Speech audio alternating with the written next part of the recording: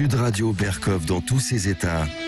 Les perles du jour. Le son de Bernard Lavilliers, les mains d'or, travailler encore, mais travailler à quoi? Et le pourrons-nous avec ce qui se passe aujourd'hui?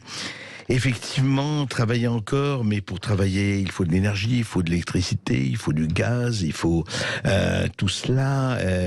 Et nous sommes encore en hiver, hein, je le rappelle, et l'inflation, les matières premières sont en train de se raréfier, les prix flambent, et beaucoup de ménages, Paul-Marie Coteau le disait, il faut le dire, et vraiment ce n'est pas du tout de l'anecdote, que beaucoup de gens ne peuvent plus. Effectivement, c'est pas la fin du monde, hein, mais la fin du mois, elle sonne, elle frappe à la porte, elle frappe à de plus en plus de portes.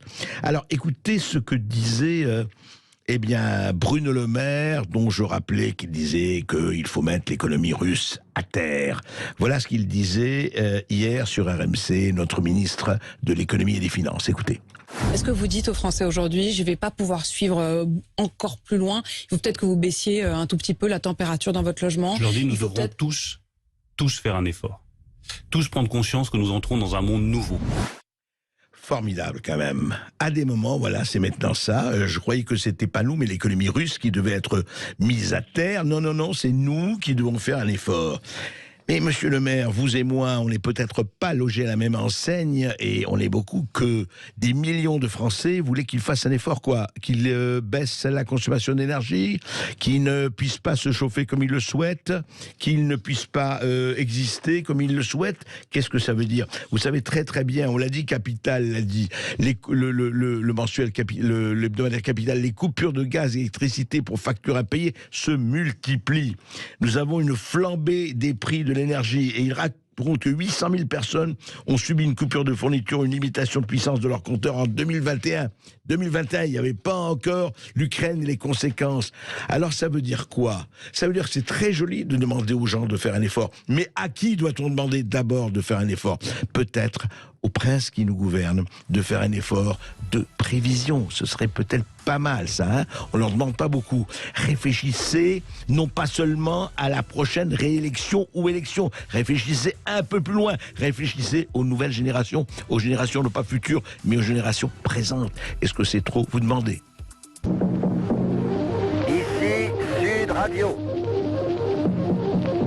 Les Français parlent au français. Les carottes sont cuites. Les carottes sont cuites. Sud Radio Berkov dans tous ses états. Que s'est-il passé dimanche 27 février à la sortie de la messe devant l'église Saint-Michel de Bordeaux? Que s'est-il passé? Bon, vous direz une messe, voilà, les gens qui sortent de la messe. Ben, ça a été un peu plus compliqué que ça. On va vous en parler. Sud Radio Berkov dans tous ses états.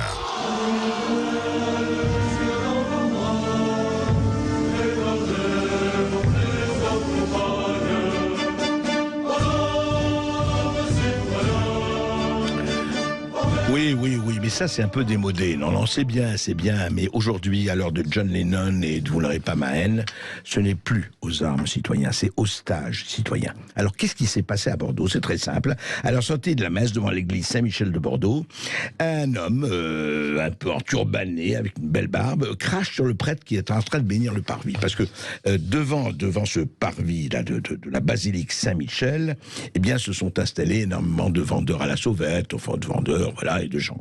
Et puis le prêtre est sorti de la messe avec son avec son encensoir, bénir les gens. Eh ben, les gens le regardent, indifférents, et puis un s'approche, et puis lui crache carrément à la figure, carrément. Toutes les vidéos le montraient sur les réseaux sociaux. Alors, le prêtre n'a pas porté plainte, très bien, mais la police a néanmoins interpellé l'auteur présumé du crachat lundi après-midi. Voilà. Et alors, on s'est dit, bon, ben très bien, quelle sanction, etc. Eh bien, voilà, c'est très simple. La sanction est tombée, raide comme la justice. Il va faire un stage de citoyenneté. Vous voyez, aujourd'hui, quand vous crachez à la gueule de quelqu'un, un prêtre de surcroît, voilà, c'est un stage de citoyenneté. On va peut-être lui faire caresser des porcs épics, embrasser des hérissons, et je sens que la déradicalisation va arriver très, très, très vite. Voilà. Nous en sommes là, France 2022. Tout va bien dans le meilleur des mondes. Sud Radio Berkov dans tous ses états. 9h. veux pas. Oui, on veut parler d'amour, d'espoir, et Baffy qui répondait, c'est une phrase de Michel Audiard, je ne parle pas aux cons, ça les instruit. Alors, pourquoi ? Eh ben, c'est notre président bien-aimé, dont on va parler longuement avec Michel Onfray, pour son livre Foutriqué. Notre président bien-aimé a dit ceci. On lui a demandé, mais hier, on lui a dit, mais écoutez, là, vous êtes venu chez Carl Olive, chez le député Carl Olive, mais est-ce que vous allez faire des débats ? Et voici ce qu'a répondu Emmanuel Macron. Je ferai plusieurs formats qui prennent tous les candidats, mais après, je ne ferai pas de débat avec les autres candidats avant le premier tour. Vous le reproche. Aucun président, en fonction qui se représentait, ne l'a fait. Je ne vois pas pourquoi je ferais différemment du général de Gaulle, de François Mitterrand, de Jacques Chirac ou de Nicolas Sarkozy. On va vous dire que vous vous déroulez, vous avez peur. Vous voyez que je ne me déroule pas de débat. Plutôt que faire des meetings où des gens vous applaudissent parce qu'ils sont déjà convaincus, je préfère le débat avec les Français, c'est ce que je leur dois. Voilà. Pourquoi faire des débats ? C'est vrai, on est en élection, vous savez, c'est dans un mois, hein, le premier tour des élections présidentielles, mais enfin des débats, non, et ça, les débats, soyons clairs, c'est pour les ploucs, c'est pour les gueux, c'est pour les séries B, c'est pour les starlettes, enfin, il faut le dire, mais pas nous. Et d'ailleurs, Stanislas Guerini, vous savez, le président du groupe LREM, a dit la même chose, hein. Je crois que nous avons le sonore de Stanislas Guerini, Thibault. Moi je crois, et je parle à titre personnel, que ce qu'il faut simplement éviter, ce sont ces moments de baltrap, d'une certaine façon, où vous avez un président sortant et tous les candidats à l'élection qui n'auront qu'une obsession, qui est de montrer que ce sont eux les adversaires du deuxième tour, donc de créer un moment de confrontation. Ça n'amène rien, ça ne permet pas le débat productif, c'est de la confrontation stérile, et donc il faut trouver les formes pour que cette confrontation-là soit au sens positif. Mais c'est vrai, Stanislas Guerini, pourquoi des débats ? Pourquoi des confrontations ? Mais ça ne sert à rien. Non, il faut communiquer en disant, voilà, moi je fais ma vidéo quand je veux, où je veux, avec qui je veux, vous écoutez, vous approuvez ou vous n'approuvez pas, mais vous êtes silencieux. C'est pas beau, ça, c'est formidable.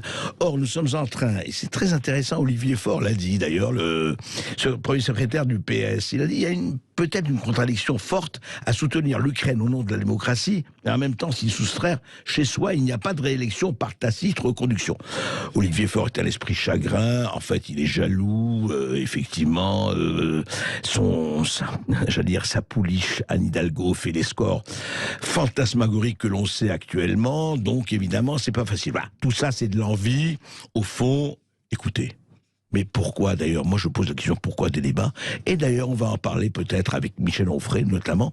Pourquoi cette élection ? Pourquoi une élection ? Tout va pour le mieux en jambon, si c'est le cas, si l'on me permettre.